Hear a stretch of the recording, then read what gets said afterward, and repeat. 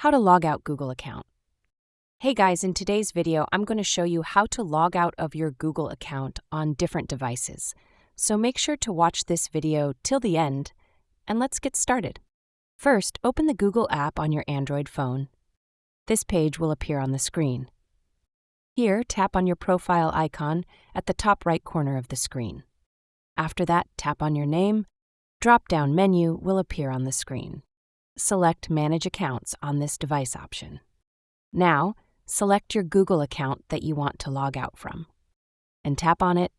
Then here, tap on the Delete account. After that, you have to confirm the action. That's how you can log out from a Google account from your Android phone. That's all for the video. If you found this helpful, don't forget to like, share, and subscribe to the channel for more tech tips. Also, let me know in the comments if you have any questions. Thanks for watching, and I'll see you in the next one.